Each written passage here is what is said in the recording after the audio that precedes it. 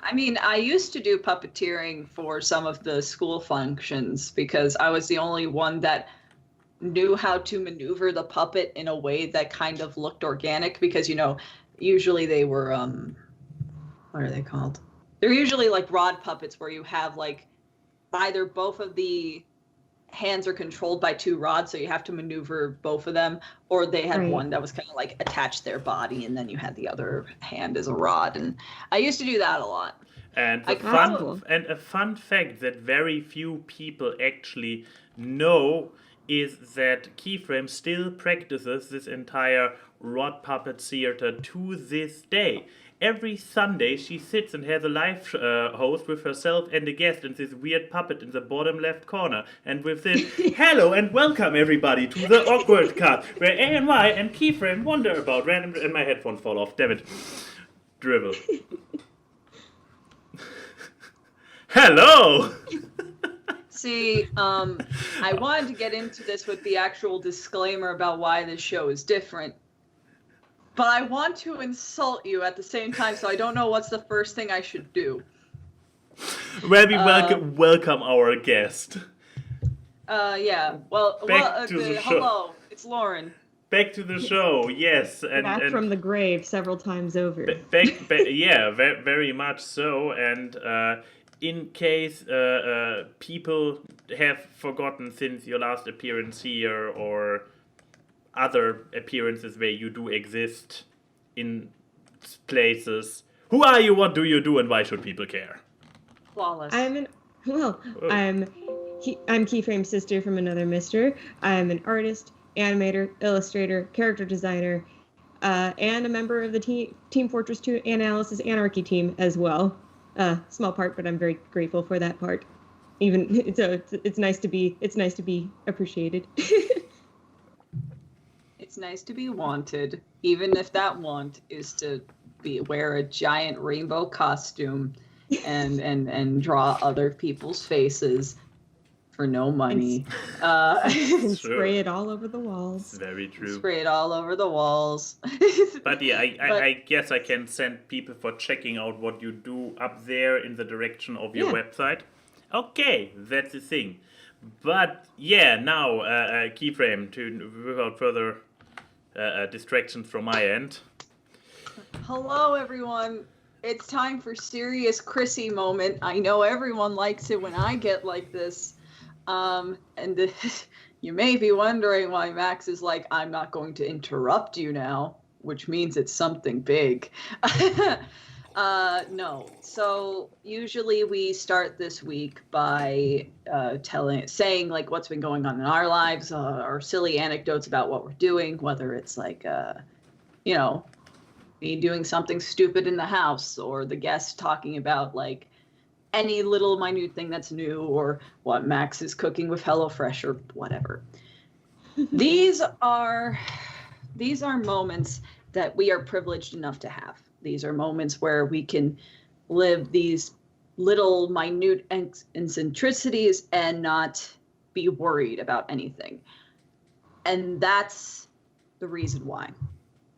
We are in a time in history where even amid a global pandemic, people are going out and protesting for the rights of people that should have had the same rights as the people who had the color of our skin a long, long time ago in the United States. Do not mince words. The protests that have been going around in all 50 states and all these different countries now protesting the systemic racism in the U.S. law enforcement community system.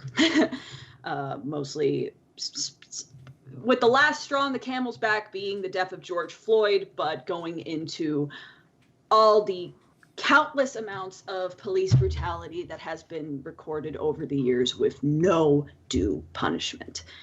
And this is a necessary thing to happen. This is a necessary thing to see. This is a necessary thing to be justifiably angry about. And I, Max, our guest, we didn't feel right pretending that what's going on in our week, the silly things that we do, really matter right now.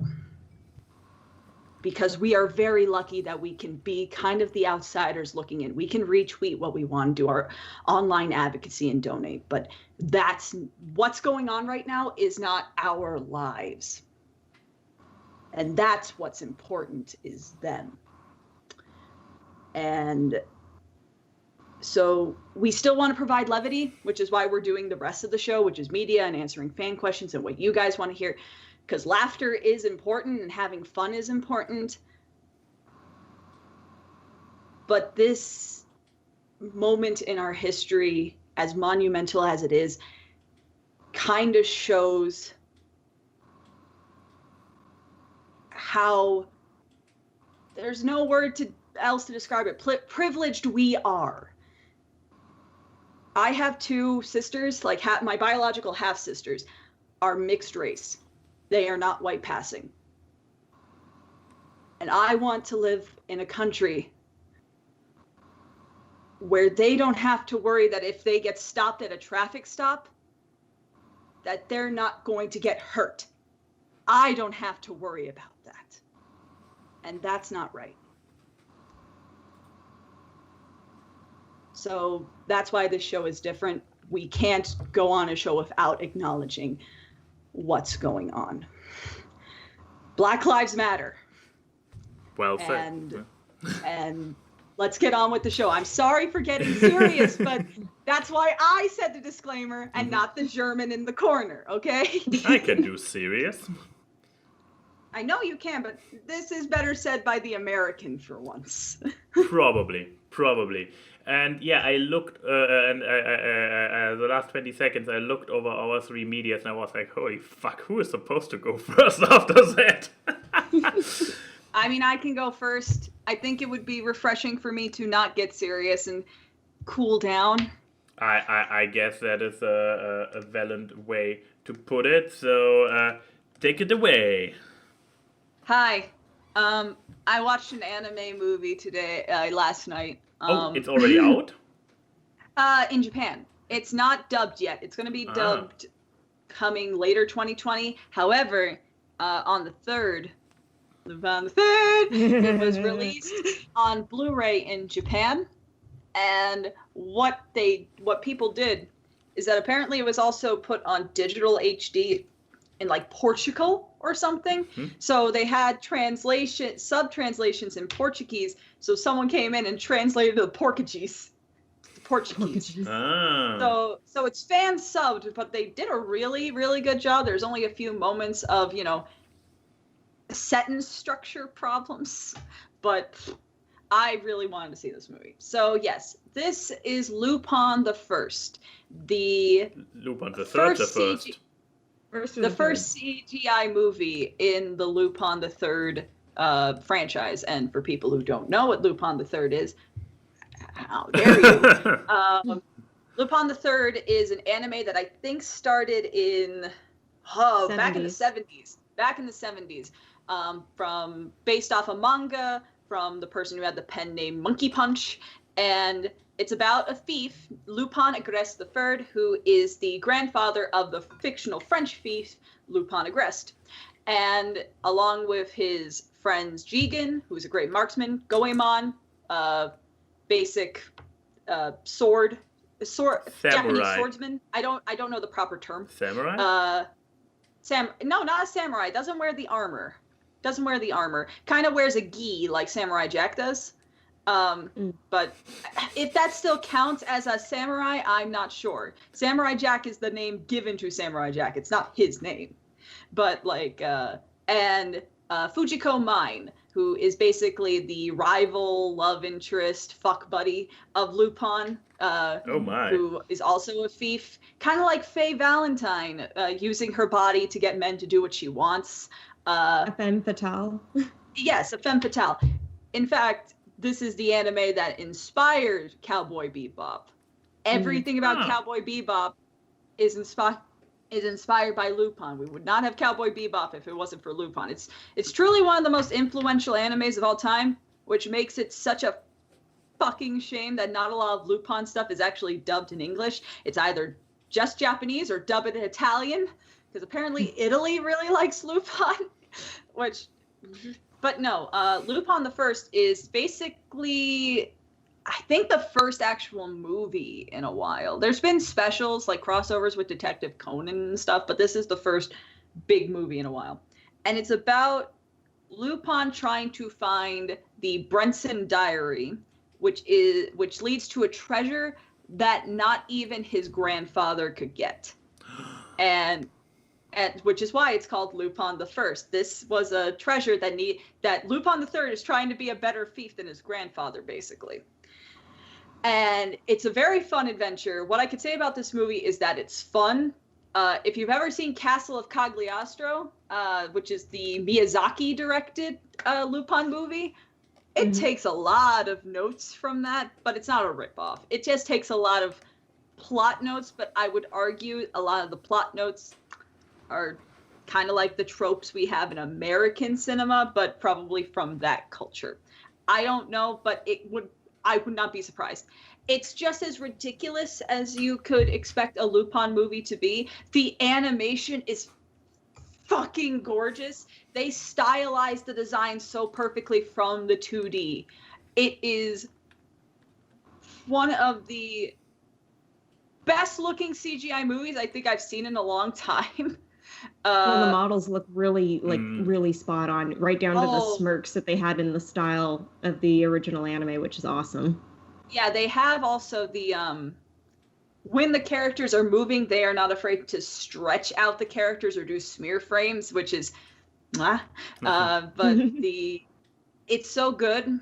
The story is really fun. I want to put up a spoiler alert, even though it's in like the first 20 minutes. Should I put it up or? Put it up. Putting it up. Boop. Spoilers. So the movie has a villain that believes Hitler is still alive. They believe that Hitler's still alive and moving and is in South America. Because the thing is that, we're reading the translations and it's like, we're going to get this treasure to please ma Führer. What? Führer? Führer. Yeah. And we were me, Chris, and the gang were sitting there and we were like, wait, they're not talking about Hitler, are they? Are they saying Hitler is alive? And they show a little Polaroid picture and it's an old Hitler sitting in a wheelchair. And everyone's like, oh my God. But what this amounts to, because honestly, I think it was to establish that he's a crazy person. What this amounts to, I'm not going to say. This is where we could turn the spoiler alert off. Okay. It's silly and ridiculous, but when it comes to Lupin, I'm not surprised. They have fought men made of metal. So, who would not like this movie? I honestly don't know. I guess if you don't like action, but even then, okay. It's a movie that knows when not to be action-oriented and when to be dialogue-heavy. There is more dialogue than you expect. So I guess if you don't like dialogue-heavy action movies, that's not... If you just want popcorn, this isn't popcorn. But it's honestly really good. Obviously, if you don't want to read subtitles, you're going to have to wait till later in the year. But I don't mind that. I want the dub too, because I want to see who they get to be the dub artist. Because either if it's going to be the people who currently dub the newest anime series of it that's airing on Toonami right now, or if it has to be like a different company, so it has to be different actors, or if they're going to, because it's a movie and ideally they wanted to show it in theaters, if it's actually some people of note. I know that when they released the Promare movie, they had people of note. So who knows? Nope. But it's so good. I actually think this would be a great film to introduce people to Lupin. Because I think like this balances out the more problematic side of Lupin, because he is kind of like a chauvinistic thief. One of his best abilities is the ability to just jump out of his clothes. If people have ever seen an opening for Lupin, he does that. But and also the sweeter side. I know a lot of people don't like Castle of Cagliostro to introduce people to him, because that's a very sweet Miyazaki innocent side of Lupin, but it's not like a well-rounded Lupin with all of his other iterations. Like Lupin the Second is probably the best show, but I think this is a really good introduction to Lupin, which to me, like Scoob and stuff, should be the achievements of these films that aren't based off long-standing franchises, is to introduce this next generation to it. This is a good movie. I am really happy that it came out. Please let the dub come out soon. I need it. I hope that's the same, the end of my bit. Because you said it was like towards the end of 2020 that we'll be getting a dub, right? Yes, they were planning to release this in theaters as an English dub sometime in 2020. So knowing what's happening in the world, either they're going to wait for theaters to open, or they're going to just do the Trolls World Tour Scoob thing and put it on like the 4K quality digital releases that they've been doing on Amazon and the streaming services and stuff. Yeah. Maybe be a Just Crunchyroll exclusive. I don't know. But that'd be an interesting partnership for Crunchyroll to do that. Hmm. It would definitely bring a lot more people in, I think. Maybe, but the thing that makes me excited is they've submitted this movie to a lot of Academy accredited film festivals, which means by default, because that film festivals count as cinemas, it could qualify for an Oscar. Whether it's foreign film or animated, I don't care. Lupin the Third could be nominated for an Oscar, and that makes me happy. Just the nomination alone, the possibility of that would be amazing. The gag would be amazing if they won. It would just be someone running on stage, grabbing the thing, and then a bunch of police people running by. Oh, that would be nice. For the gag alone, it would be great. And you don't even have to win. You could just be they could just be nominated and do the gag, and it would be funny. Like, I want it. But yeah. Oh yeah, I guess Indigo Steel brings up a point. I think it is a reference to Boys from Brazil. The spoiler that I talked about. Okay. But yeah. But no, that's my media. So who's next? I was actually gonna ask, where do you recommend for people who have not watched Lupin the Third? Where do you recommend that they watch it if they want to have a place to start watching the actual series? Verve, I think, has the dubbed episodes of the second series. So the one that aired in like late 70s, early 80s. Don't be prepared to watch the full series. One, because it's like over 120 episodes, and two, because half of those episodes aren't dubbed. But maybe wait for the movie then to come out. Sounds like a better starting point.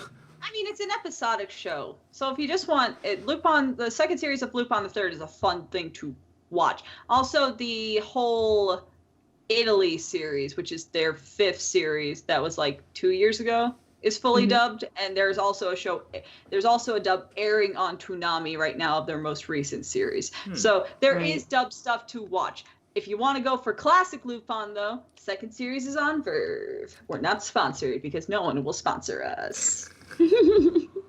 All right, that's my media. Bye. But yeah, I would say we pass on the ball to Lauren because due to the skipped segment, our guest didn't have to talk too much. So talk to us. Okay, so my content here is technically something where I watched it illegally a couple years ago when it was on a different streaming service. I guess it was a streaming service for, I think it was South America. It was, this is talking about The Legend of the Three Caballeros. This was a show that is now only Disney Plus exclusive, and it's a whole new series about Donald and Jose and Panchito. If you do not know about the Three Caballeros, get yourselves educated. Go watch Saludos Amigos. This is from the DuckTales. Watch the Three Caballeros. Because there was the original, there were these 2 shorts that were, I wouldn't say shorts, but they were films that were made to encourage, actually were in partnership with like South American Tourism Board. And Disney made them way back in like the 40s to encourage tourism to South American countries. And they created Jose and Panchito and to go with Donald, who at the time I guess was like a really the most popular Disney character in South America. Like everybody loved him. So in all the countries. And so they made these whole series to basically be tourism videos, and they ended up spawning a huge fan base that now the trio are claimed as beloved characters, and they're actually getting more coverage, including a show called Legend of the Three Caballeros, which is about the three friends. It's kind of more or less showing them converging. It's kind of like a new way of showing them how they met, but it's also fleshing them out as descendants of warriors that were also known as the Three Caballeros. And so they're basically kind of fulfilling their destiny as heroes with this, when they discovered that they have this magical book that they've inherited, that Donald basically inherited. And it helps them, they get to solve mysteries, they go and find treasure, all with the help of a goddess named Xandra, who's voiced by Grey Griffin, by the way. And basically the Three Caballeros, the original ones, their ancestors were fighting this evil sorcerer who is threatening to come back and take over the world. So you have Donald having to save the world yet again, just not in Kingdom Hearts. So it's a great series, though. And what I like is seeing these characters get more coverage nowadays, and especially when you're seeing them tied in with DuckTales. And so that was really cool, just seeing Jose and Panchito come back. And it's a really fun show. The animation's really nice. I think it's all done in Toon Boom, and it's really, really well done. It's all 2D animated, and I absolutely highly recommend it. And and I rewatched it again. So who do you think wouldn't like it? Anybody who doesn't like Indiana Jones adventures, basically. It's because it's basically taking an even more humorous approach at trying to go on like adventures, and also trying to weave in a little bit of slice of life adventures. Like Daisy is a part of these, and so are Huey, Dewey, and Louie. And so even though they're not as huge in their roles in this, they do have roles. And Daisy is especially still her sassy self in this, and so I think it's a lot of fun to show how the friends kind of help each other out and help each other grow as individuals, and especially with Donald, because I feel like for the longest time with the regular Mickey and Friends crew, he always seems to be the butt end of jokes because he is a short temper, because he's always angry, because he's and so it's like, and as anybody may know, if you really know me, Donald is my absolute favorite. He's my boy. So so when you see him with the Caballeros, it's like they actually treat him like an equal, and he's not the butt end of a joke. They just know how to get under his skin just enough to get maybe something done, but at the end they still treat him like he's their brother. And I think that's like so nice to see. And even if you watch Saludos Amigos and the Three Caballeros, you see it. Especially in Three Caballeros, you see that they actually have a solid camaraderie, and I like that they show more of that in the show. So, question. So is the portrayals of other characters in it? So like, because you said Huey, Dewey, and Louie, and other characters are in it. Are they their modern interpretations, or are they the classic interpretations? They're not according to the new DuckTales, because these were more like, because I guess at the time of the production of this show, the whole DuckTales 2017 was its own production, so they were not really crossing the streams at that point. So it's the older interpretation of Huey, Dewey, and Louie, but with Daisy, I like that they kind of show her a little bit more in this, and I guess now with DuckTales they got a whole other thing going for her as well, so that's cool, and showing their whole new dynamic for her and Donald. So it's funny to see two different interpretations of like the original characters going on simultaneously in two different series. But so that's why I just see them as like, this is Universe 1 and Universe 2. Things are going right now, running parallel. And especially because you have like Jose and Panchito making a cameo in DuckTales.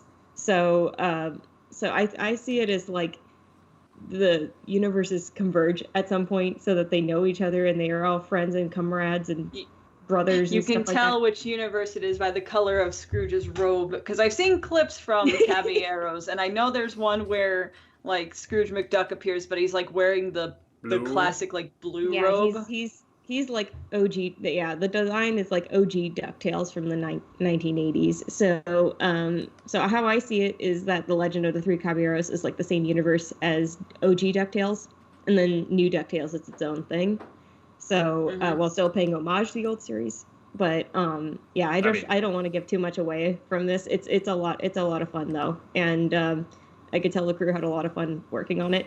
And there's a lot of in jokes, Disney in jokes, Disney Park in jokes. So there's like a lot of homages and tributes that a lot of Easter eggs, because Disney be like that you got to look for when you're watching the show. So. Okay then. Well. Guess this leaves Wow, only wow. one medium. And it's not the pitch meeting. Even so, I started rewatching the entire pitch meeting series again. Wow. I put the link below. It's for the chronological order playlist, which ironically enough is not by Screen Rant themselves, because for some reason they only have the newest one on top playlist. Because they don't care. It's Screen Rant. I guess they don't, but they have at least one great show. Not enough for me to sub to them, but yeah. No, my medium. Need to take my note first. My medium, and it will not come with a trailer, because I have the feeling the trailer gives too much away. The trailer does. That is the wrong one. Oh, Lupin the Third. That is the right one. Oh. Wow, they had the same one. Exactly. So you got a poster from the first season?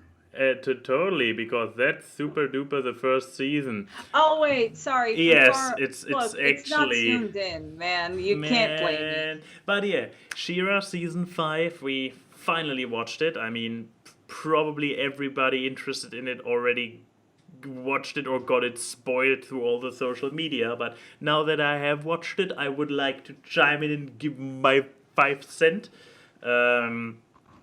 Even so, keeping it spoiler-free, which will be interestingly enough. So I will talk very meta about it, and not going into details. Just wanting to say, it's a pretty great season finale. I assume they really close the season off, right?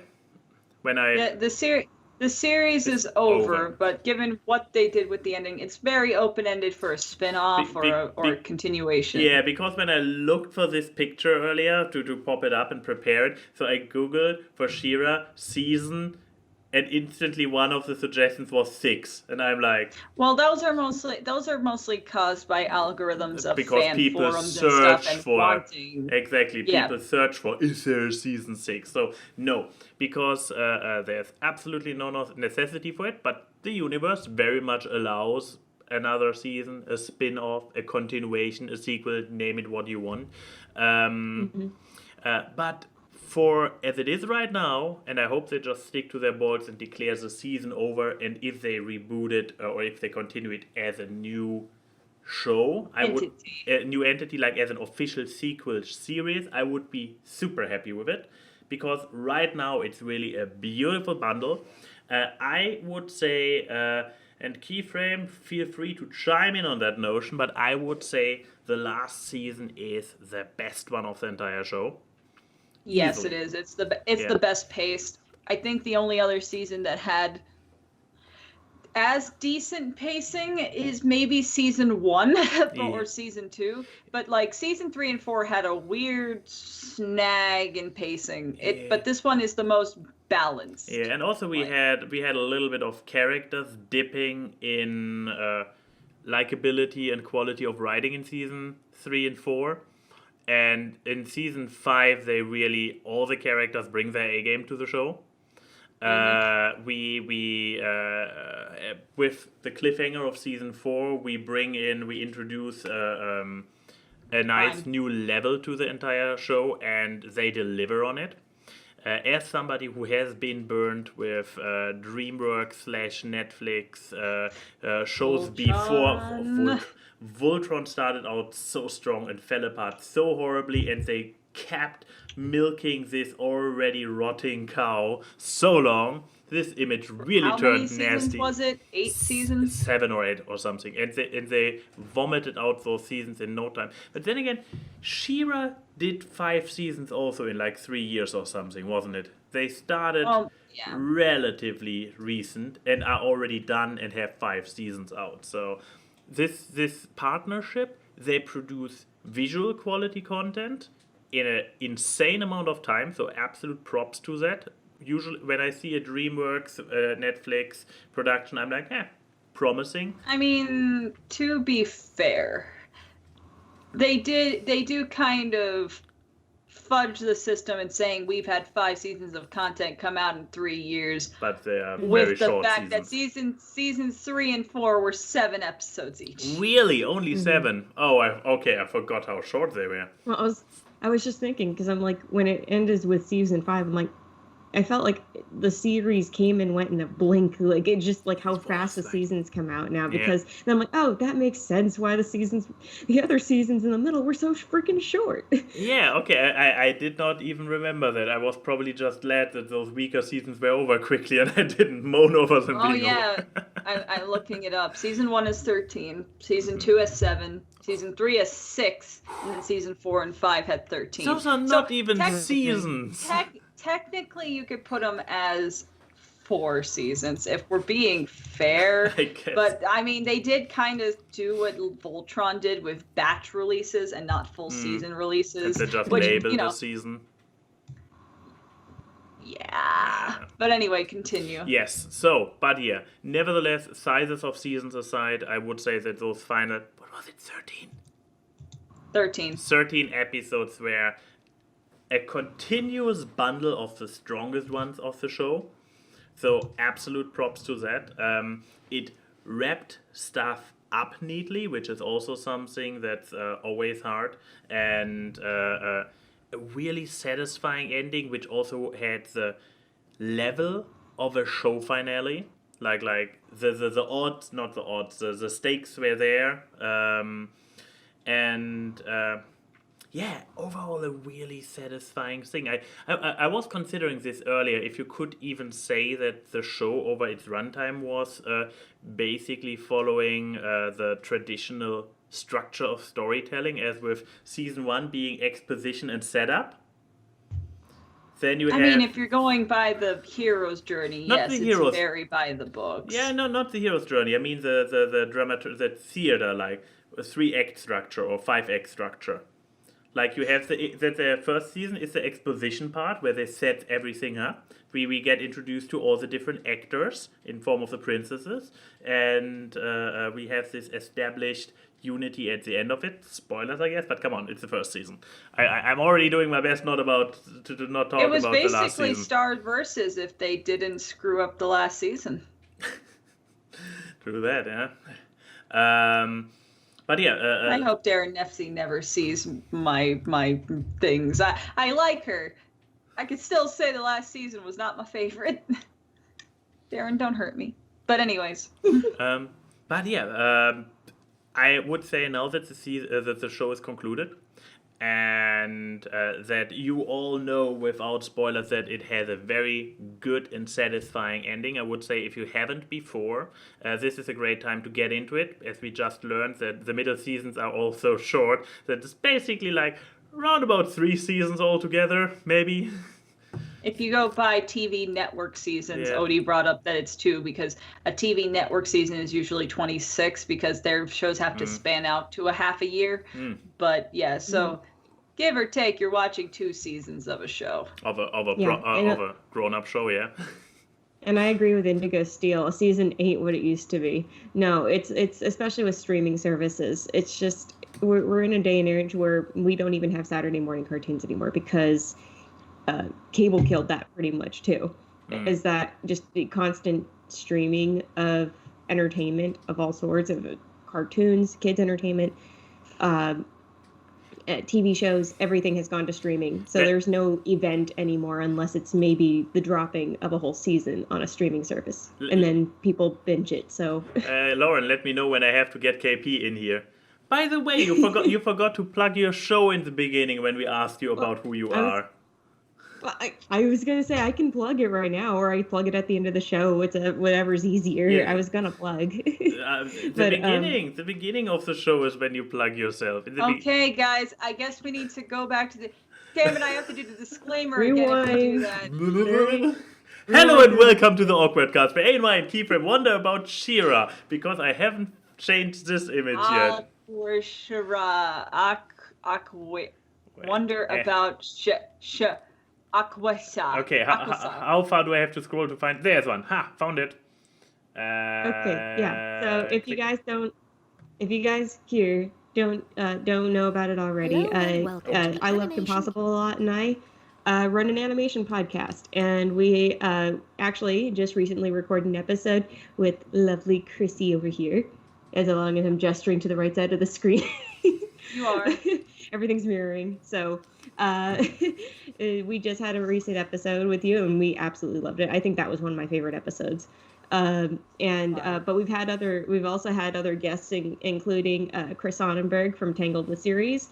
We've also had Steven Silver, who worked on Kim Possible. I mean, and that's just naming a couple. We've had a lot of names, including Lottie and Elle who are animators on YouTube. And we basically we spend about an hour to 90 minutes, most of the time 90 minutes, talking about animation and animation news, and talking with industry people to impart knowledge and wisdom upon the masses who wish to go into animation or want to know more about the whole animation industry or even entertainment in general. So we stream. Our episodes go up to stream on all podcast streaming platforms Wednesday mornings, every Wednesday, and then by evening we have a YouTube version posted that has nice visuals put up on it. So there you go. So if you want any more animation news that doesn't clash with the AWKWARDCast schedule, we very considerate. That if you want to tune in, just tune in on Wednesdays, and we aim to have an episode up every week. So on Wednesdays. Yay! Anyway, She-Ra, am I right? Yeah, but as I said before, I believe we already also talked about the show when it came out, had positive things to say about it being an 80s cartoon reboot, a good one. Highly recommend. Check it out now if you have Netflix. We just started because I got to the end, I was in the hype, and I was like, hey, Denim has not seen it, let's rewatch it from the beginning. And now is a great time to get into it. Check it out. I just rewatched the opening two-parter basically, and it already felt like, yeah, check out the opening two-parter, then you know if you like it, I guess. And I can only recommend it. Homophobes should definitely watch this show. It appeals to their sensibilities. Oh, yes. Look, if you hate the gays, you should totally watch She-Ra. It is the most hetero form of entertainment. Seriously. And even if you think, oh, this feels a little bit pridey, just keep watching, till the end, and you'll be like, man, this really just took my beliefs and did something with them. Well, please continue going like that. Yeah, just homophobes, please watch this show. I know you guys are probably waiting for that He-Man show that they're making, but no, watch She-Ra first. I mean, zowie. What? I was really hoping that I could quickly find a picture that says liar and has an arrow pointing to the right, but I mean, Google let me down. In all honesty, I mean, I encourage homophobes to watch media with LGBT stuff, because maybe they'll realize, hey, maybe they're normal people, not the homophobes. But you're garbage. Yeah. But no, one of my favorite things about the last season is Spinnerella and Natasha. Okay. No. Okay, that's fine. Talk about those two. That's fine. No, Spinnerella and Natasha get a bigger role in season 5, which is something I've always wanted because I found them to be They had a fascinating setup in the first season as some of the only 2 princesses from the original like princess. Did they call it a rebellion back in the day? I believe yes. Network group, like the one that Glimmer's mom would have been a part of. And so they are the oldest princesses, and I really would have loved to see more of them throughout the series because they were kind of treated as a joke, being like, I don't know what you do, because they're also, I think, besides Entrapta, 2 of the only non-elemental princesses, so they don't have runestones, they're just magical. But like, I'm just considering how somebody who listens right now and does not know the show is like, elemental princesses, stone. Well, okay, and so there's not runestones. not even pointing out that why you're talking about those 2 specifically because they are a gay married couple. I'm not talking about them because they're gay. But this was your segue. You started out talking about... Yes. Well, yeah. But point being, for people who don't know, runestones are what powers some magic in Etheria, which is the land they live in, and most of the princesses have it. Glimmer has the moonstone, Perfuma has the plant one, there's a pearl from her mist, blah, blah, blah, blah, blah. But there's other princesses who don't have runestones, like Entrapta, Spinnerella, and Natasha, and then and other people who rule different parts of the kingdom. There. But no, I always thought they were fascinating. Also, the fact that they're both really fucking powerful, because Natasha, while everyone thinks it's only nets, no, her power is energy manipulation, because they're not actual like nets, they're energy. So she just forms them in the shapes of nets, and Spinnerella can make fucking tornadoes. She's basically a superpowered airbender. She's a super-powered airbender. And everyone's like, oh, why did they make her heavy set? Do you want a giant rock to hit you in the middle of a tornado? But no, season 5, they take more of a role, especially in Natasha, and I'm very happy about that. I know that they had a little bit more in season 4, too, because they showed that they have a competitive streak and all that stuff, but God, I'm happy that they did more with them. That was my favorite part. Also, no spoilers, this season got me to like Catra, so that's the achievement. I liked her since season 1. I liked her in writing. Doesn't mean I like her as a person. You can like how a villain is written and still be like, you're despicable. But you're despicable. Okay, here's the bigger achievement. It got me to like the ship of Catra and Adora. But only season 5 Catra and Adora. Because they had to build up to that point. Yeah, if you're going to ship like season 2 Catra with Adora, no. Stop it. Toxic. But season 5 Catra and Adora, wholesome. Nice. Good. But yeah, that's my opinions. Anyways, I believe those were all the media, weren't they? Yep, now it's time for the Q&A, the fans. And, I mean... all the Q's and all the A's. Exactly. We the good thing is we have more time for it. The counter thing, I don't know if it's the good or bad thing, but the parallel thing is we got so many questions. Are they all good is the question. Oh, that is the question. I mean, you can... Because I saw some that are the same questions we always get, and I have to rattle my brain being like, are these questions that Lauren's been asked? Because that would be fun. I mean, let's start out with an easy one from Twitter. Iris P95 asks, do you think hedgehogs are cute? I would say yes. Yes, they are. Hedgehogs? Wait, is this no, this is not. Is this the fucking question that has the GIF? No, it's not. I was also wondering because we got a question with the Sonic GIF, but no. But yes, hedgehogs are cute. In fact, I think I linked Max a video this week that was a giant hedgehog obstacle course. Can I find it in time? It should be in my YouTube history, but then again, I might have watched one. Wait, it might be in our Discord history. That could be even shorter. Yeah, but our Discord history is not short. Is it not? Scrolling. Oh, I can keep scrolling. Oh no, there it is already. Oh no, that's a commercial. It doesn't look small to someone who usually uses Discord on mobile.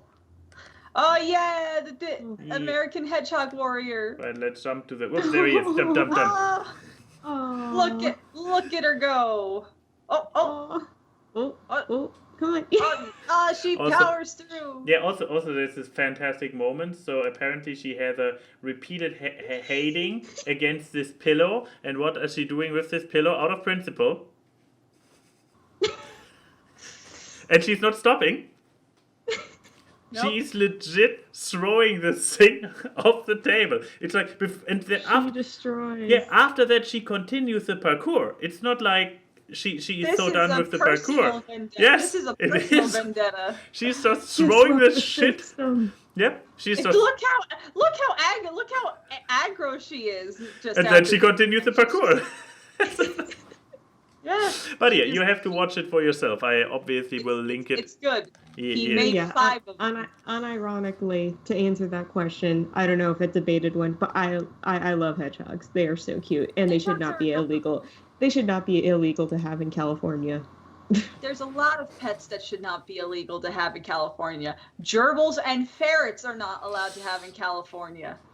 I mean, you can't have foxes, you can't have gerbils, you can't have you can't have ferrets, you can't have hedgehogs, you can't have, there's certain birds you can't have, there are certain, I mean, basically, it's like all of them are considered invasive species because they're not native to California if you don't. They have people who own chimps in California. I know. I feel like there's a little bit of lobbying going on in the Californian government because that's the only lobbying problem in California is the thing. Anyways, other questions. Yes. Let's see. We had like an influx of questions be added. Yeah, I also had to remind people that only 1, maybe 2 questions per person per week, please. Okay. Per month, per year. No. So each person can ask.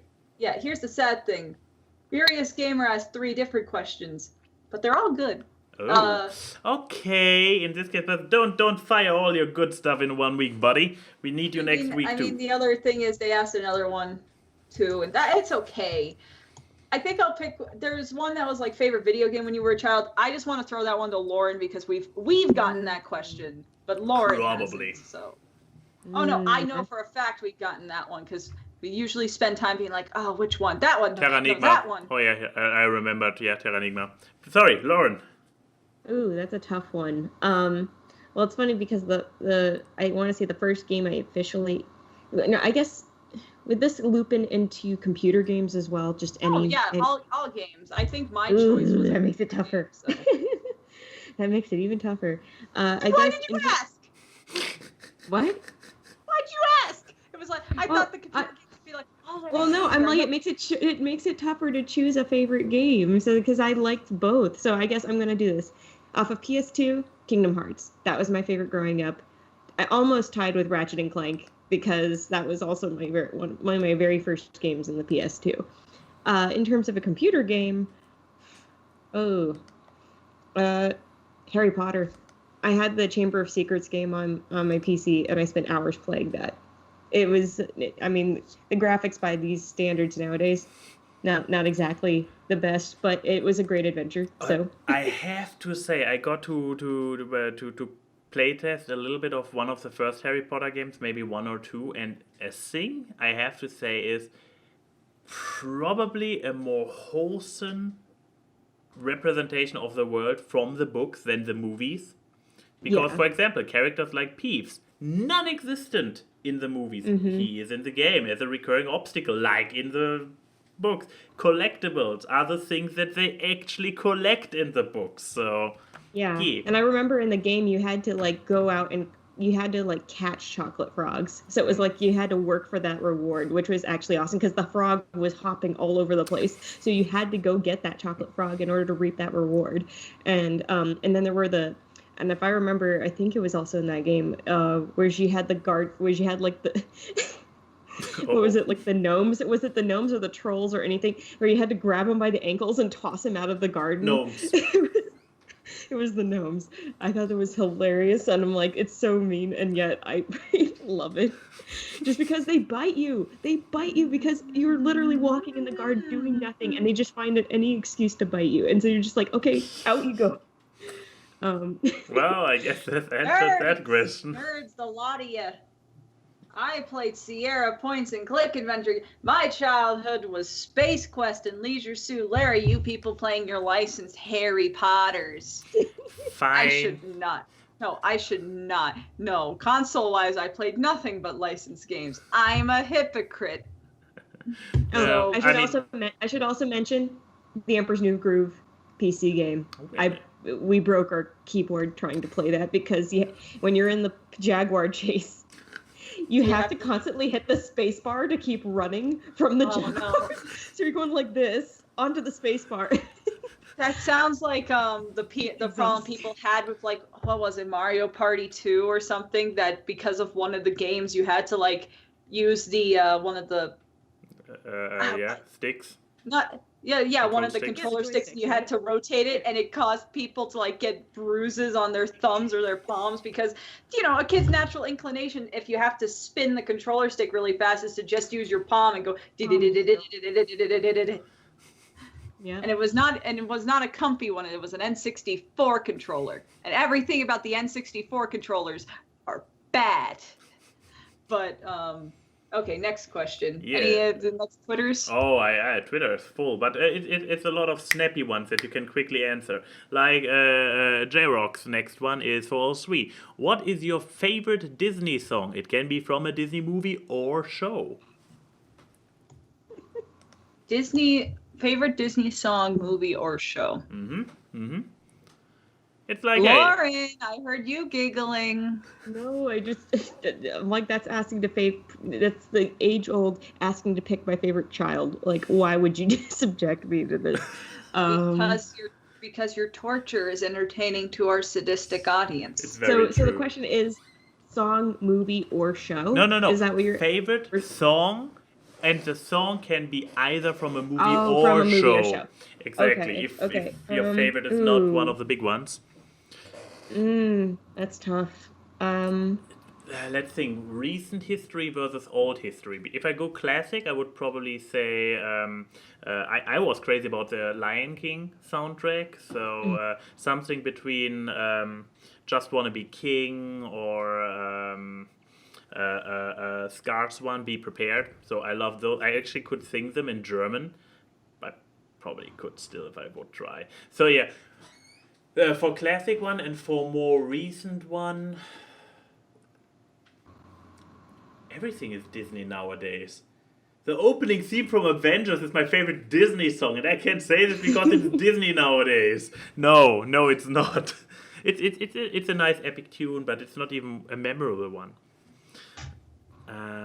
If somebody else wants to chime in, while I try to figure out my recent one. Then I just keep rambling. I guess if I want to pick, I'm gonna cheat and split it from. I have movie and TV show. Yeah, go ahead. Guess. From movie, that's always hard with movies because I love the soundtracks from like all the '90s Renaissance movies, and especially when they try to revive stuff starting with Frozen and onwards. So you go, like that's why Moana has, I think, one of the best soundtracks. Oh, Moana's great. I love Moana. And what can I say except you're welcome for the rock singing a song. But I was going to say, if you want to talk like the 90s Renaissance, maybe for the Disney songs, Friend Like Me. Friend Like Me is great. I just love something about, like, comedic sidekicks songs that are also like, I mean, it's just a load of fun, and it tells you exactly what you are going to expect from this character, which is you don't know what you're going to expect, especially with Genie, because he was fourth wall breaking. He could become anything, and but he at the end of the day was going to be your friend. So that was cool. And so and it's always a jazzy, fun number. It's my favorite one in Aladdin. And Genie's one of my favorite characters. But in terms of show, ooh, that's a little tougher. It's hard for me to pick because, I mean, the Tangled series has some really great songs. Yeah, don't steal my answers or I'll cut you. No. So I'm not going to say any of them. Just I wish I had a knife at my table, so I feel like... Jeez. Yeah, actually, just have a knife at your table, will you? Yeah, I'm gonna... It's a little tough. I guess I could say, I don't know if Waiting in the Wings was the one that we were going to say. No. It would not be a Cassandra song. I don't know. I just like Eden Espinosa, okay? She's great. Not the song I would pick. No. So there you go. You got Waiting in the Wings. But yeah. So yeah, I glanced over what modern Disney has to offer. I guess my favorite one still is something like Be Prepared because of just the ominous atmosphere. The classic survived. But yeah, Keith. Here's the thing. If I had to say my favorite soundtrack, and that includes songs and orchestration, that would hands down be Hunchback of Notre Dame. Hunchback of Notre Dame has the best opening noise ever. Just the bell and the Gregorian chorus just fucking slaps. It makes total sense that Prince of Egypt had the same music people. I think someone on Twitter said that recently. Was that Hans Zimmer for both? Maybe. No. I don't know, but I'm not looking it up. But like the thing was, someone tweeted recently how they really like the "Look to Heaven's Eye" song from Prince of Egypt. To being like, I love Hunchback, and it's the same people who probably just looked at their Hunchback soundtrack and it was like, do that but Jewish. And I was like, that is the funniest thing. But no, Hunchback wins best soundtrack. However, I don't think a singular song from Hunchback is my favorite. But of classic Disney, it's Alan Menken for the songs, but it was, I guess... Probably... I guess it's Alan Menken. Probably a song from Aladdin still. I really love One Jump Ahead. Yeah, Alan Menken did that. I really love One Jump Ahead. Yes. Modern Disney songs, anything from Moana recently. I just wanted to say, yeah. But probably the song that she does when she's talking to the spirit of her grandmother. That scream when she's like, I am Moana. It's like, oh my God, yes. But, I mean, there's a reason that no matter how many Disney sing-alongs or anything that they do where they broadcast celebrities singing the songs, they always get the voice of Moana back to do Moana songs. No one can do it better than that kid. And I love her. However, my favorite Disney song of all time was one that never made it into a Disney movie. It made it to Broadway productions, though, which I guess is good. And that's Proud of Your Boy. That was cut from Aladdin. Back when there was a whole bunch that they included from what was supposed to be for the movie, and they put it into the musical, which was really cool to see. Well, yeah, because Aladdin also, before he had Abu, had like 3 friends, and they put that in the musical because they didn't want an Abu puppet and all that. But the Proud of Your Boy is a song that will make me cry every time that I listen to it. It was in the drafts of the movie where Aladdin's mom was actually there. And so the song is saying, you know, I may be a screw up and a thug and all this stuff, but I'll make you proud, Mom. And it's just, oh, it hurts my heart. And the demo version that has Howard Ashman, rest in peace, singing that one is just, it's a beautiful song. It's probably one of the best things Disney ever made. And it fucking sucks that it couldn't be in the movie. But who knows if it made me mad that live action Aladdin didn't even do that either. But I get those are my choices. So I was actually going to say, let me correct one thing about what I said. Waiting in the Wings is good, but I realized the one I like even better was Ready as I'll Ever Be. So that was I'm going to be my TV choice, but then I was like, I'm going to talk about Pride of Your Boy instead. Ready as I'll Ever Be is fucking awesome. Alan Menken was freaking boss for the series to do all the music for that, so that was great. So yeah, let's see. After Next this question. quick question, one from Discord. What? No. After this quick Twitter question, now one of a long one from Discord. Okay. Oh, well, I mean, the thing that I was going to do is Denham's question, which is, what is your favorite non-mainstream soda? Africola. I love Africola. Non-mainstream soda. I love Africola so damn much, and you could barely. There's one place in this in this entire state that I've been able to find it. Oh, but it's at like a tiny weird soda shop, and it's closed right now because of Corona. But it made it over there. Well, the reason why it made it over there is that because this one store is known for importing foreign sodas and candies. Makes sense. Because it's not an actual store. Yeah, because Africola was a very hipster drink coming out of Hamburg here in Germany, and it reached popular levels a few years ago nationwide, but I would have been surprised if it actually was able to conquer the American market, because it didn't. Small brewery in Hamburg as far as I know, but by now probably a big one. Anyways, that was your answer. I cannot say Africola too now, can I? You can say Africola too. I mean, it's more off-brand. Then again, is it really here in Germany?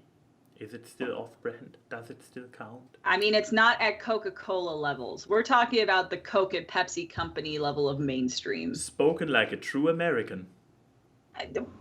Coke and Pepsi still do stuff in Germany yes, too. But I can't find Africola, not Africola. No, wait. Did you say Africola or Fritz Cola? Which one did I say? I think I said Africola. I think you're talking about Fritz. I am talking about Fritz. I thought the entire time you meant Fritz. No, then I say Fritz Cola. Ha! No, Africola is also something in Germany. That is true. Yeah. Then I say both, Fritz Cola. I like both, but I knew you were going to go with Fritz because I know that you like that brand. So I went with the one that I also like. Yeah, and everything I said earlier about it, it's actually about Fritz Cola, not Africola. Lauren, what about you? I know, right? I don't know if Boylan counts as not mainstream. I mean, you can see them in a few places, but they're not very common. I never even heard of it. I was going to say they're like, I guess they were founded in New York City, and they have been one of the longest running Coke, like I wouldn't say Coke, soda brands, I guess you could say. They are known for birch beer and boysenberry beer and not boysenberry beer, but they do like all different kinds of like root beers and birch beers and sodas and all that kind of stuff. And they use like natural cane sugar to do it. So it's all the good stuff. You don't want to put that processed stuff in there. But yeah, and they're sold in like these cool little like vintage glass bottles with an old retro label. So that's why if you ever go to someplace like, if you're in California and you know about Mendocino Farms where you can get really good sandwiches, they have a whole fountain that's, if I remember, I believe they have Boylan soda there. I believe, unless they changed partnerships. But either way, just look for the glass bottles that have a little round label that says Boylan on it. And it's really good stuff. Yeah, too slow as always. Lauren. Wait, that's beer. Gross. Well, I mean, there's other sodas, Max. They have all sorts of different Ginger ones. ale, now we are talking. Yeah. I would have also said Wild Bill's. Whoever goes to the Wild Bill's is good. Convention. I mean, Max's bag knows how good Wild Bill's is, Mister. I think it's a good idea to put an open cup of soda into my bag. Oh, Wild Bill's. No, Wild Bill's is a different one than our. No, yeah, Wild Bill's is the one that supplied stuff to BronyCon that I'm making fun of you about. Yeah, but not just BronyCon, but what was it? It was a Five Guys. No, was it a Five Guys? No, they're the ones that make the metal cups. So the ones that make you can buy the cup metal that you mugs. get endless. Yeah, but this was not the one I poured out in my bag, was it? Yes, it was. You had your gray fucking bag with you. You said it was like half full. So you put it in your bag to look at things, and it spilt. I remember because you had to get it clean. No, we were in a five. We went to a Five Guys, and I was like, hey, it feels weird to go with a soda into a store to buy stuff. So we put it in my bag, and then it fell over. Still BronyCon though. Yes. So I'm still right, and you're stupid. It's very true. Anyways. Back to the Twitters. This one is guaranteed to be short because it's specifically and exclusively directed at Lauren. And Keyframe and I either have Keyframe and I have no answer because or know our answer instantly, respectively. From Matt Entman, and I just use this alternative name because I cannot pronounce Goylion. He has two names, thankfully. Well, for Abbey Roadie, who are your favorite Hanna-Barbera characters? Ooh. Oh, well, this will not be a quick one after all. I mean, she's an animation nut like I am. You'd think that she would answer quick. The only reason I can answer quickly is that I have a problem. Exactly. And is it a cop-out to say Scooby-Doo? But I'm also tied with Tom and Jerry because they're two different ones. See, like Tom and Jerry's OG, they were before Scooby-Doo, and they were the original running gag of, the cat and mouse chase. Tom and Jerry are not Hanna-Barbera, are they? Yes, they are. Yes, they are. What? You're stupid. Let me tell you why. Wait. But they don't have this usual. My answer's gonna be short compared to hers. This usual like sidewalk, very simple animation. They have good fluent animation, unlike anything from Hanna-Barbera. Sure. Hanna-Barbera, meaning the creators of Will Hanna and Joseph Barbera, before they made Hanna-Barbera and became the pioneers of TV animation, they worked in film, specifically the animation division of MGM Studios, to which they created Tom and Jerry, who are currently the most winners of animated characters, winning the same Oscar over and over. They have more Oscars than Bugs Bunny. Like that is than the Looney Tunes. That is a pure fact. The Looney Tunes have any Oscars? Yes, for animated short films. Oh, short films. That makes more sense. Because Looney Tunes shorts were originally shown in movie theaters, Max. That's true. So was Tom and Jerry. What? Because cartoons at that point were also still considered something where the adults would watch them. Yeah, but no. That was the original creation from William Hanna and Joseph Barbera. They are Oscar-winning animators and directors. But the thing was, MGM was also treating them like shit and closed down their animation division. So with like $5,000 and a kitchen, they went on to make Hanna-Barbera Studios, to which they had to go from a budget of $50,000 back in like the 1950s, which would be hundreds of thousands of dollars today, to essentially maybe $10,000 or $5,000, which is why the animation looks so cheap, but they still animated with it. That was an unbeknownst animation budget at the time. So yes, Tom and Jerry are Hanna-Barbera characters. Well, we learned something today. So there's my answer, is the Scooby-Doo, and then there's Tom and Jerry. And I'm going to stick to this as my answers because they're tied, because I love them. Excellent. So. Also, why are people calling you the old man? In fact, what you just said of not knowing that these things were shown in theaters would be such a Zoomer millennial thought. That's a millennial level of ignorance.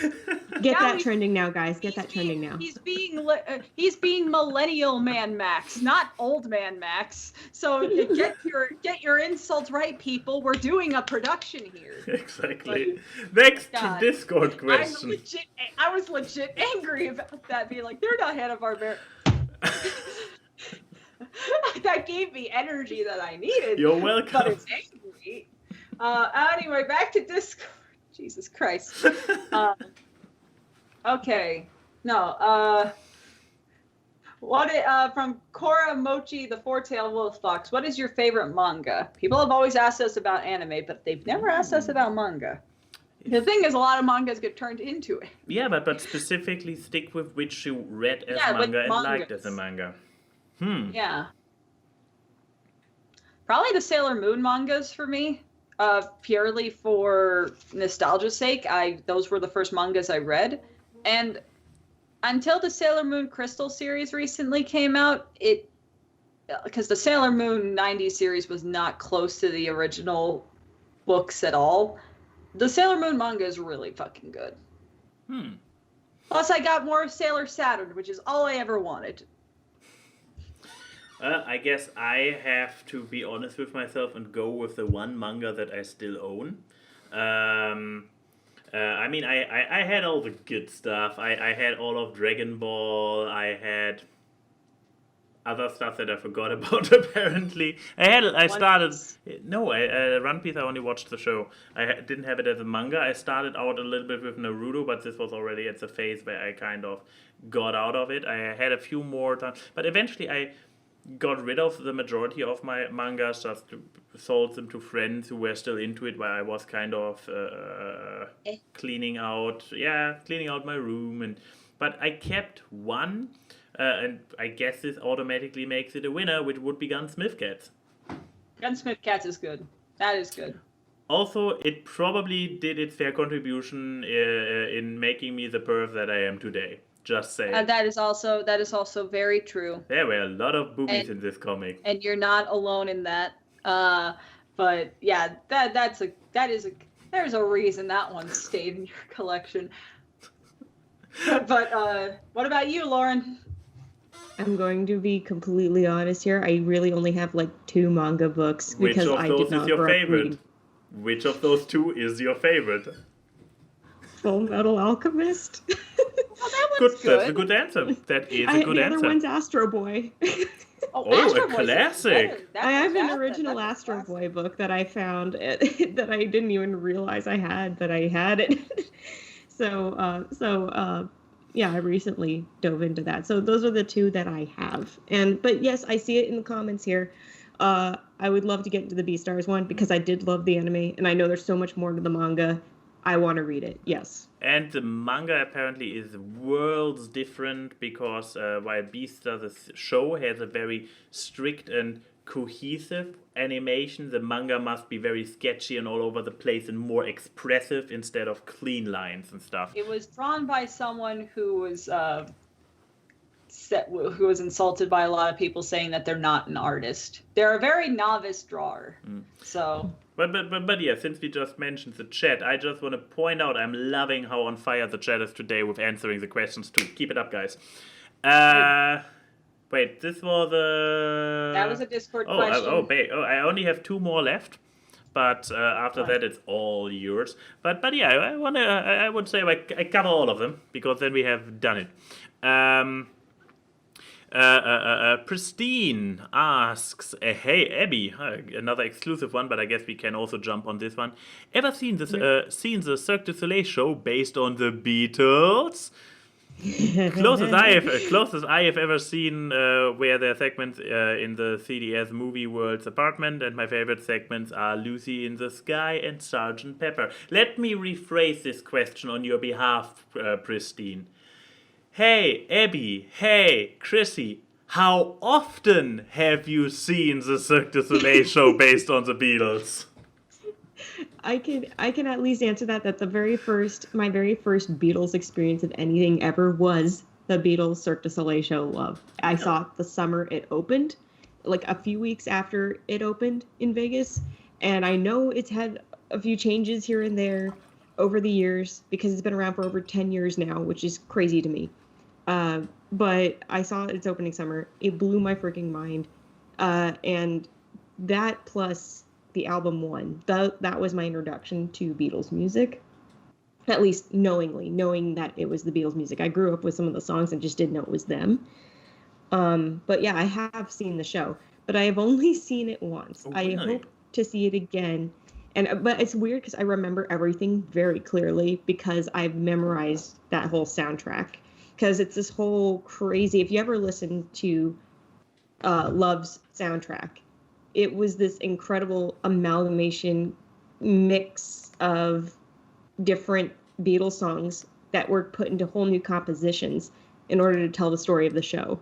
and to tell the different character vignettes and stuff like that, because there is a story that kind of threads through the whole show, which is talking about the Beatles' journey from beginning to end, and then talking about kind of like illustrating different parts of the Beatles' lives and stuff like that as they were growing up and as they were making their musical journey, and it's absolutely incredible. But yes, I have seen it. I did not see Worlds Away. I know I can watch that or whatnot because I think with my Prime membership, I have Broadway HD as part of it, I guess, and I know Worlds Away is something I can watch on there, so I will have to watch it.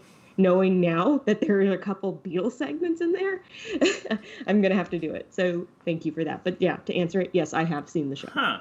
I would have seen it come. So I guess it's the same answer for Keyframe and me, since we also have seen the Love Show, once in March.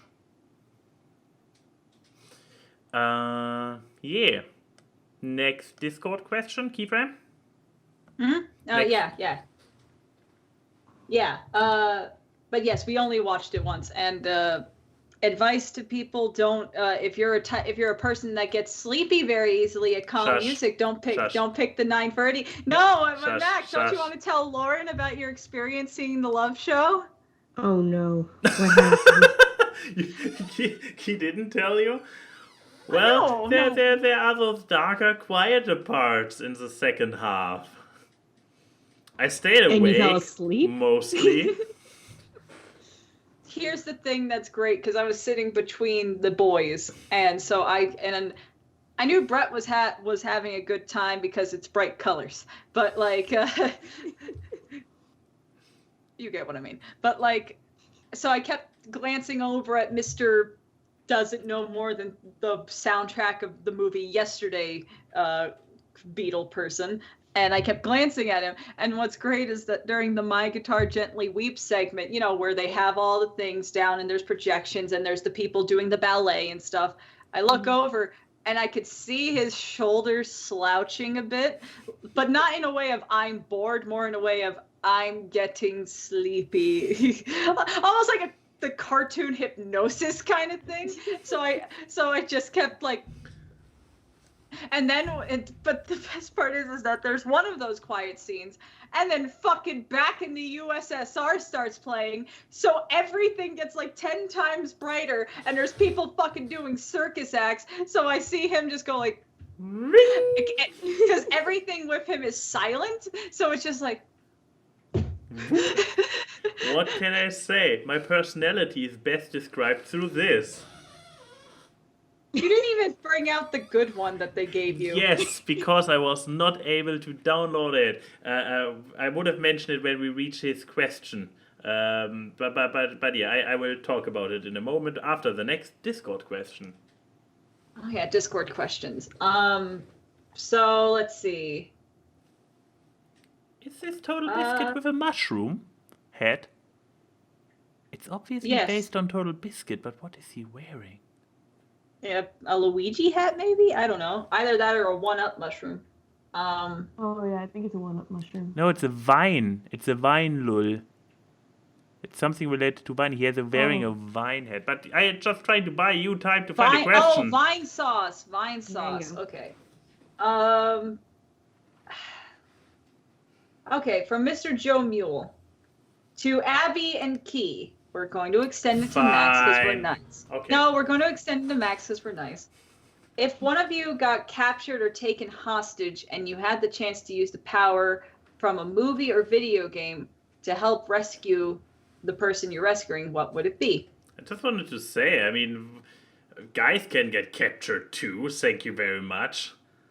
Oh, okay. So I guess do we pick which one we're rescuing here, or are we just going to say we're rescuing both people? Because don't make me choose. I don't want to choose between these two. I mean, is this a kind of Batman situation? Batman and Robin? No, which one is it? Oh, Batman Robin is the one with Riddler, right? Yes. Yeah, is this a kind of Batman and Robin situation? Like, choose who you want to save. Playing, I can't save because I'm Batman and Bruce Wayne. Spoilers, I guess. So this is basically a choose your superpower. Which one would you have? Basically, But specifically to save a hostage. So I guess blowing stuff up with your mind is probably not the best way to go. Or general explosive powers. Knowing, well, especially since that kind of power requires extreme concentration, and knowing how many thoughts just kind of flew out of your head, you probably would explode a whole city. I mean, if I had to choose something from a movie or video game, I'd probably go with something stealth. So, the Cloak of Invisibility from Harry Potter. That's not an ability, that's an item. Well, yes, but if I could take something, but it allows you to extend invisibility, so you can actually get the rescued person out of there, which is kind of important for the rescue operation. Yes, so I mean, whether I just kill the people who captured them or not is not my main prerogative. My main prerogative is getting these two out of there. Yeah, you know what? I take it easy. I just go with mind control, so I can just go in there like the hostage people. Like, those are not the hostages you want to keep. And God damn it, that's actually a good one. I'm lazy. If I get all sneaky and invisible, I still have a hard time getting in there, throwing the cloak over someone. Hero. I know, right? Low effort heroism. Work smarter, not harder. No, that's it. I'm more concerned with the fact that every time mind control is brought up on this show, I really like the ideas.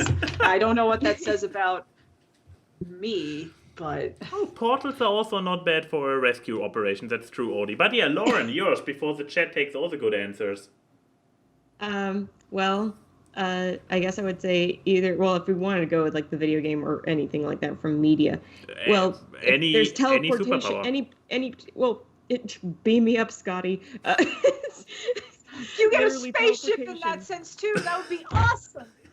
It's like that, or I would use shapeshifting. Sneak in there, turn into literally anything. Sneak them out of there. I don't know, but I feel like the teleportation is my number one. Okay, there you go. People, stop asking questions during the show. It feels like pouring water out of a boat, and then the person on the other side is putting the water back in the boat. But there's only so many we can answer, y'all. Okay, next Twitter question. Let's get these Twitter ones done. Okay. Last and final Twitter question. With even the beautiful, obligatory, higher quality GIF, to which I have to say Twitter is very evil, because GIFs on Twitter are actually video files that Twitter itself loops. So I dug down through the code to find this fucking file, and it turns out that this fucking file, do I still have it somewhere? What did I do? Did I close the tab? Shit, I might have closed the tab. But yeah, I dug down through the code to find this fucking file, and it's not a GIF, so I cannot download it. So yeah, Brandon... You put more effort into investigating a Sonic GIF than you've done most of the answers on this show. The answers I have to do on the whim and actually be like, I need to answer now. This one is technically forward. I right-click it, I investigate the code, and then I dig all the way through until I find the actual file that's visible here. But yeah, nevertheless, the question, fall song favorite show from a TV show or a movie or a TV show. Also, I think I found, higher quality. It's similar to the earlier one. So do we have a non-Disney, I guess that's the important one, a non-Disney favorite song from movie or TV? Oh, that's an easy answer for me right now. Okay, you go first. And I'm disregarding every song from Steven Universe for me, because I would make my decision so much harder. Probably the song Own It or Weirdos Make Great Superheroes from the new Apple TV show Central Park that I talked about last week. It's such a good fucking musical show. I'm so I love it so much, and I mean, this is going to be our template for what the Bob's Burgers movie is going to be like musical, because that movie's going to be a musical, and I'm pumped. But yeah, those are mine, probably because of recent memory, but also because they resonate the most musical things that I've seen from like more adult animated program. I mean, they do say bitch a few times on that show, so I don't think it's for kiddies. So, Oops. but that's my answer. Favorite song, TV show or movie, or TV movie. What the hell happened? Oh no, everybody's gone. So you're back. Oh, I mean, you could pick the producers or anything at that point from Mel Brooks if it's a movie. It's true. That's true. I just went with a show because I feel like it's harder to make musical numbers for a show because of the smaller time frame. Yeah, I guess. Yeah, musical movies like movie adaptations of musicals. Now that does loop it in. Man, it's funny because I do love the producers. God only knows I love the producers. But in terms of non-Disney, I think to a degree, I think Prince of Egypt is actually one of those where the songs just are so good and sweeping out of it, and it's just. Oh yeah. I mean, it was right out of the gate. That's what, for me, plus the visuals, made the movie so stand out to me. Especially when that right out of the gate was the first 2D entry from DreamWorks. Besides Ants coming out, that was their first 2D film. Ants. Prince of Egypt. That was their launch, and I think that's absolutely spectacular. And they literally didn't hold any punches on it. It was, it's grand, it's sweeping, it's everything you could hope for in a story about the Exodus. It's just like, it's dramatic, and at the same time, it's got those notes of hope and levity to it that it's so well balanced. So I think it's just, shoot. I think Through Heaven's Eyes, I think that's one of my favorite songs out of the movie. So I can guess Max's favorite song is that You Are a Special Boy song from Joseph and the King of Dreams. Oh, absolutely. What a beautiful masterpiece of a song. Please erase my brain. Anytime I can bring up that movie, I do. Yeah, it's beautiful. Now I'm really having struggle to remember any musical stuff. I mean, yeah, you already mentioned that there is Steven Universe in theory, but I also don't have too detailed memories of it, so I probably have to go with, instead of favorite, with most memorable song. Wait, I had it. It left me again. Where's the most memorable song? This is not a good sign if I cannot even remember What's the it most for 1 minute. memorable song? I forgot. I know, right? This fell apart so quickly, I don't even know anymore. I don't even... I had it a moment ago, it left me. Obviously, I have no memory at all. I don't have a favorite song because none stuck. Ooh, Odie brings up a good one. That's a good What's one. Up the What's Up Danger song from Spider-Verse, the song that plays when Miles jumps off the building. That is I play that song when I work out. That one is fucking the Spider-Verse soundtrack is the soundtrack that will make people like hip hop music. Like it's so good. It is pretty good, yeah. Yeah, sorry, I'm blanking completely. Man, there has to be something. There has to be, and the thing is that I actually do like musicals and stuff, so there are probably plenty of them.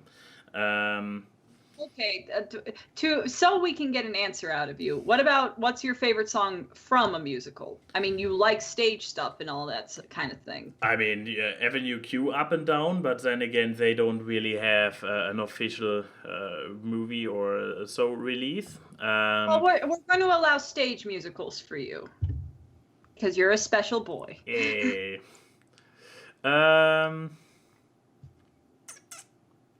I mean, Plus, I'm not allowing that for Lauren, because then she'll go on about the Beetlejuice musical for like 3 hours, and I'm not for that. God damn it. No, but let's then go with something beautiful from Avenue Q. I'm trying to pick a favorite. It will actually not be the internet song. Even so, the internet song is what got me into Avenue Q. I would say... what I would signify as beautiful. It is very much. But yeah, I will stick to the racist song. Everyone is just a little bit racist. Yeah, that one's good. Okay, Discord questions. And all of the questions are now Discord questions. Yes, I'm trying to find the ones we haven't answered before. So a lot of people just ask the same questions. We need to make an FAQ of just like favorite anime. It's like asked this many months ago. I'll try to be brief on my answers. If there are any others directed at me, I'll try to be brief. Oh no, don't worry. Okay, here's one from Survivalist and Outspoken Enigma. Hi, Enigma. What movies, in your opinion, had the best casting of actors and the worst casting of actors? So best casting and the worst miscast. My mind immediately goes to adaptations of things because that's the one where that stuff is kind of important. Best casting for me is probably the Marvel movies. They cast the perfect actors to be those heroes. I mean, like, even in their introduction movies, I think probably the best one would be Tom Holland as Spider-Man. He is Spider-Man, goddammit. That version of Spider-Man. I think the best casting of characters in general for a whole movie is Spider-Verse. Everyone did a perfect job, especially John Mulaney as Peter Porker. I would have said Nicolas Cage as Spider-Noir. Oh, Spider-Noir. Have you ever heard the thing that they were recording it and he looked to the voice directors being like, "You want me to go full Cage?" I got it. He knows. He knows. I think Mulaney just sticks out with me in that he did an interview where he said that he spent like a 2-hour recording session just cursing as Peter Porker. And he's like, "So what's this movie for? Wait, it's for kids? Ah, shit." You know, in his fucking 1950s, here, see, voice. But worst casting? That's tough. Can I just go with most useless casting? Because I would argue the Chipmunks movies have the most useless casting because they're like, hey, look, we got Justin Long and all these people to voice a chipmunk. It doesn't matter. They sound like Nightcore. Yeah, it's like, why does it matter who you have to play these characters that are all known for the same voice? Okay, this one's not a show, but the worst casting I've ever saw was for the Guardians of the Galaxy animated show. I just don't like in general. They have the voice of Ron Stoppable playing Star-Lord, and it doesn't work. He doesn't know what he wants to be. And the thing is, they have a voice double for Chris Pratt for Disney stuff, but they just don't. They use Will Friedle, and he doesn't know what voice he wants to do. If he wants to do like his deeper voice, like what he uses, I think, for Red Arrow in the Batman movies, or if he wants to do Ron Stoppable, and it just doesn't work. I love you, Will. It's just not the role. That's my choice. I guess, or you go first, yeah. Oh, I was gonna say, like, I'm gonna keep it short. Best casting, Harry Potter series, bar none. They kind of set the standard. Like, once you see these actors in these roles, from the first movie, from the get-go, you believe immediately that these are the characters. So, true. I'm like, that was for me, and I know that's bringing up Harry Potter twice today. I'm sorry. But the worst casting. Where do I start? Somebody doesn't seem to have an issue with finding bad castings. Yeah. Well, the thing is, where I think of anything that has a predominantly like celebrity-driven voice cast that is the worst picks for them. I think it's kind of like I think in terms of movies like Epic, where you could tell a story without having to have celebrity voices. I like the story. I don't like that they went with celebrity voices for it. Also, probably just an obvious one, especially for all the theater people. Movies a guilty pleasure of mine. The Phantom of the Opera with Gerard Butler. Not good. I Odie bringing up Arnold Schwarzenegger as Mr. Freeze just made me remember how terrible it was to cast George Clooney as Batman. Also pretty brutal. But what about you, Maxie? I'm because I have a very short living memory, I have to go with more recent stuff. Even though it's probably not my all-time favorites all time, but more my recent memory makes can barely keep it together answers. The Sonic voice. As somebody, Ben Schwartz. Yeah, as somebody who has not really been in the Sonic fandom prior to the movie.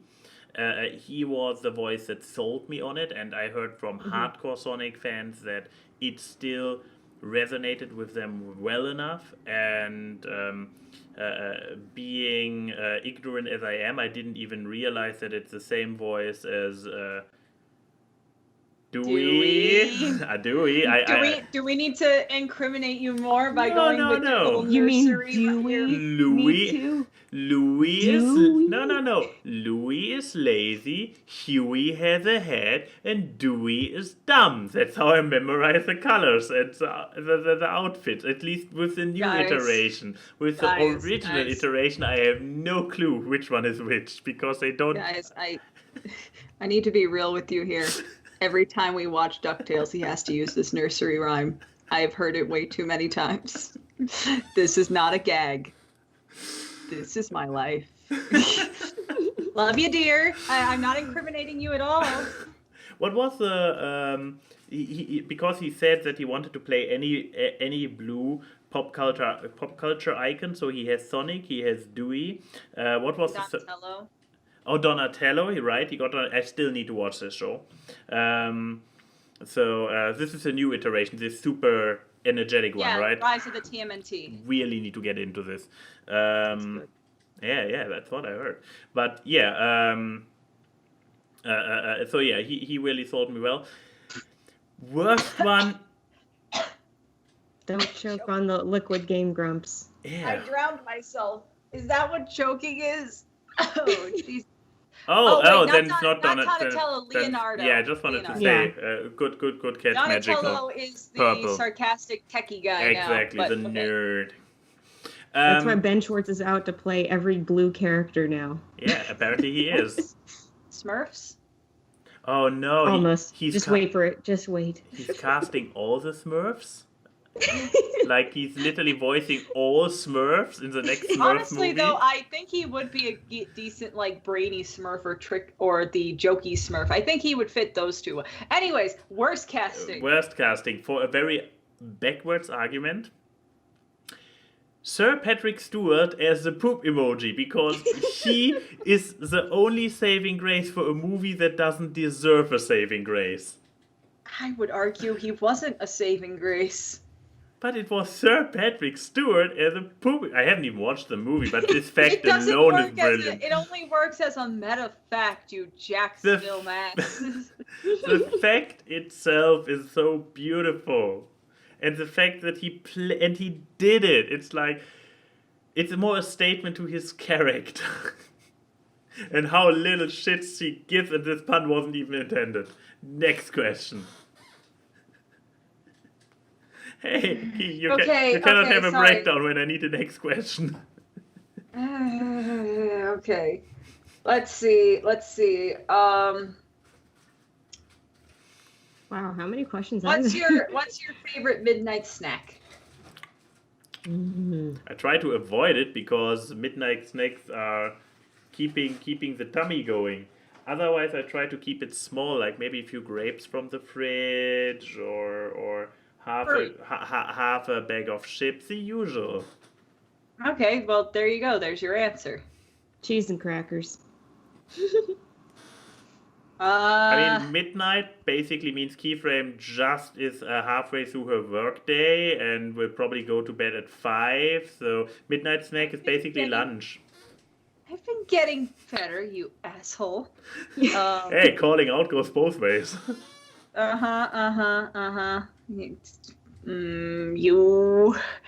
You. I can't be mad at you. Because it's true. No, just because you're you. I I don't eat midnight snacks, though. That's the thing. I don't eat. So nothing. That is also an answer. I mean, well, no. I mean, there's also the concerning thing of I don't eat. I've had to have these two remind me on separate occasions to eat. I think I remember me ranting about why don't people treat me like an adult, and Max was like, "Wait, did you eat today?" And I was like, "No." See, part of being an adult, Christine, is that you have to eat. That's mostly on conventions. We weren't at a convention. I was over visiting you when you told me that. Wait, you haven't eaten it while you were here? I don't. I usually eat when I'm in the company of people. If I'm by myself, I don't eat. This is why I don't eat at conventions, because usually to me, eating is a social aspect, not a survival one. Well. I mean, good thing I'm in Discord calls, so that way I have to eat. I don't know. Talk to my therapist. I'm sure she has a reason. But midnight snacking, probably fruit. I like apples. I do eat a lot of apples. The apple? The apple. Do you finish? No, not that apple. Do you finish the I apple? have not finished it. No, I have not. But you haven't seen the asinine ending. I don't know if the rest of the movie was ass. Why do I need to see the ending? I will watch the ending.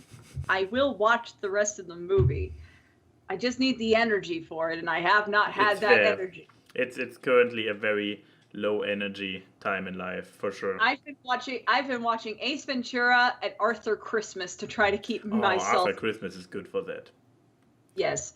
Anyways, the rest of the questions are kind of ones we've answered before. I mean, it's late enough, unless you find another hidden gem. No, I mean, like, this really simple one is... Oh, wait. Wolfhead had one. That's specifically for me and Lauren. Ah, but this is because you and I have answered this question before. Okay. Freaky Friday time. Let's say that you wake up inhabiting each other's bodies. What kind of shenanigans would ensue? See, we've answered this question many times before, so... Now, okay, Lauren, what would you do if you were in my body? We both draw, so I don't get. But you would be living my life. Oh no. Here's the thing. I would be making sure your body gets more sleep. So you would just sleep the entire time you were in my body? Knowing that all the work gets done on the other end, sure. I'm just wondering, like, would you, if the thoughts switch, is it like a full ass brain, or is it just the kind of soul kind of switching?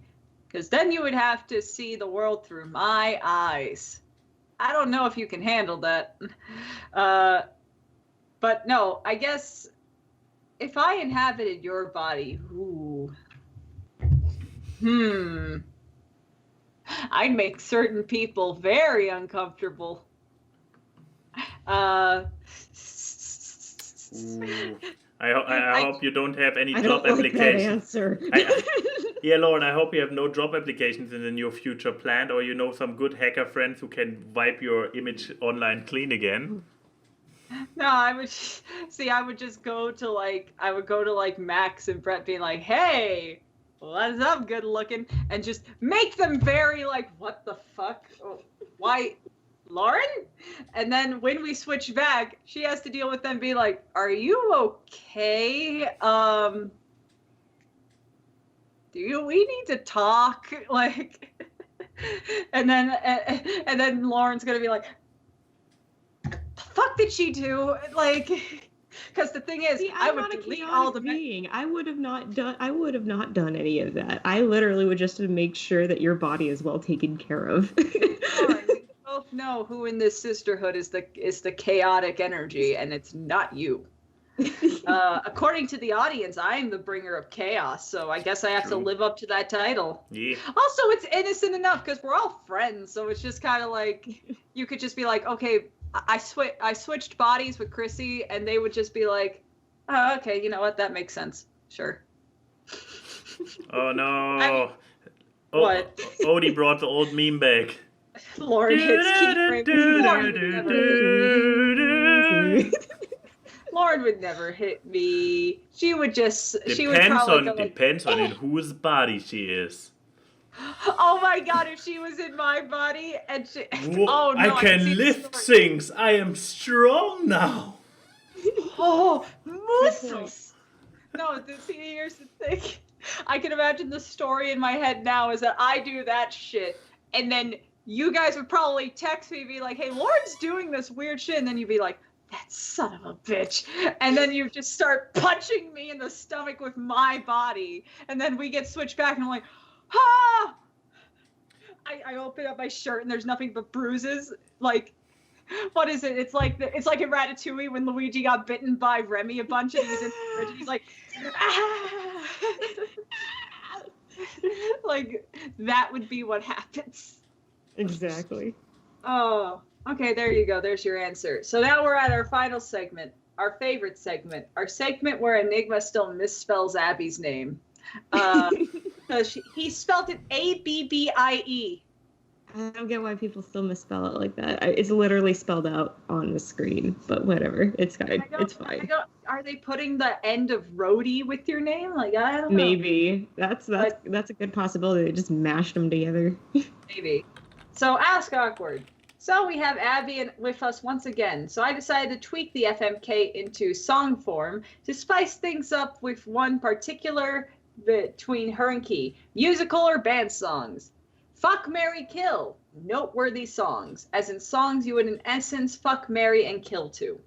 Yellow Submarine by the Beatles. Say No to This from Hamilton. Or Showtime from Beetlejuice. Oh my god.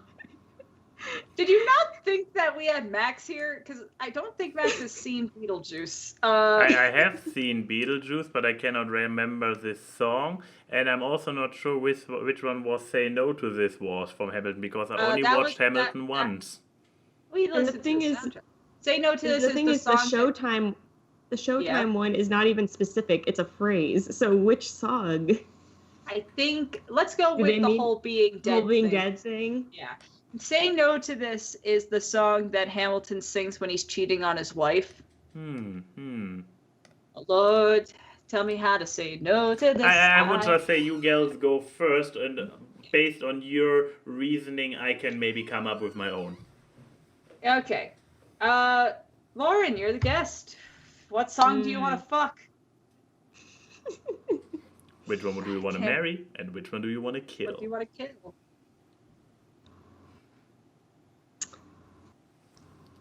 Whole being dead thing. I like that Enigma said I didn't take Max into consideration at all. At least he admits it. Yep, that's Enigma, all right.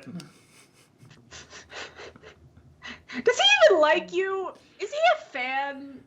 I'm not sure. He could be one of those people who hate somebody with such a passion that they always tune in to just be angry at them.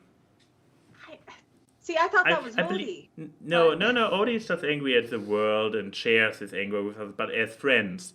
With Enigma, it's more like, I believe he used to be a fan, and then I started Terraria, and surely it switched from appreciation into just hate.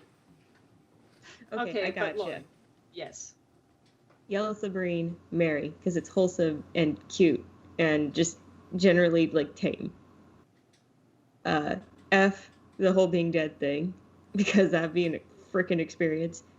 Kill thing, no to this, because bad Alexander. Okay, you know That's a fair argument, yeah. That was somehow the most innocent way to do an FMK I think I've ever heard. Okay, so me, to bide Max some time, I'm gonna kill Yellow Submarine. Oh my. Oh, wow. Here's my reasoning. Uh-huh. As a Beatle fan of many years, you want to know what song people start to sing every time that you're a Beatle fan?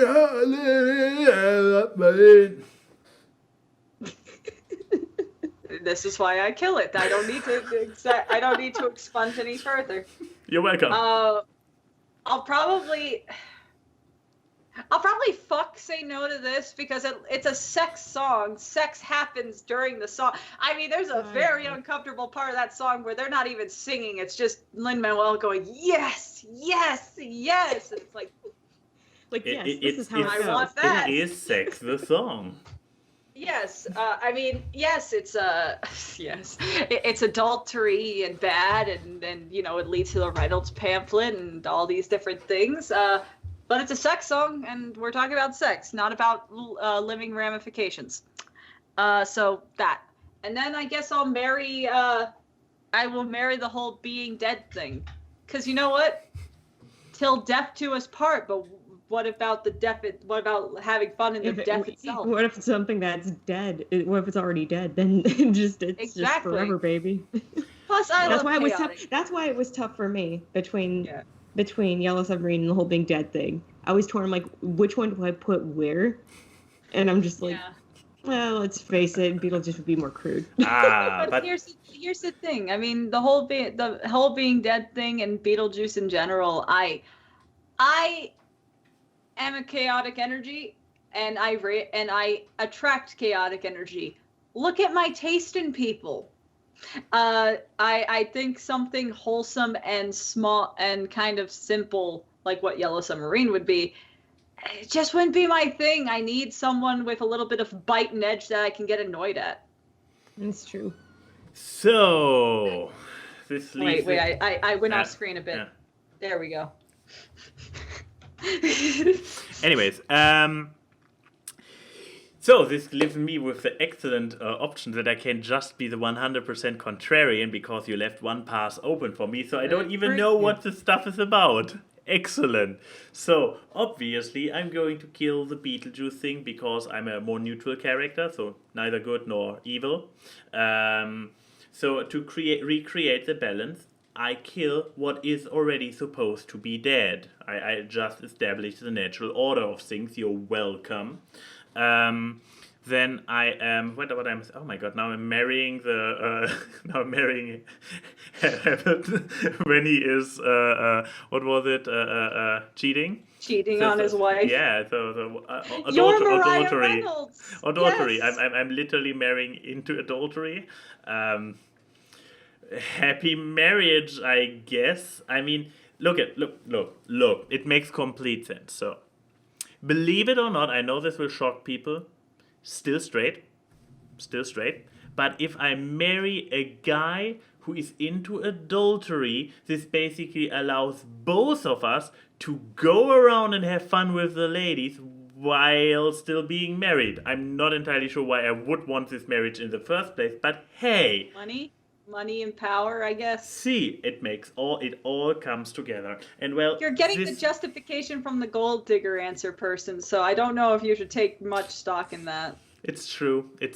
But yeah, this leads me then to fuck the Yellow Submarine.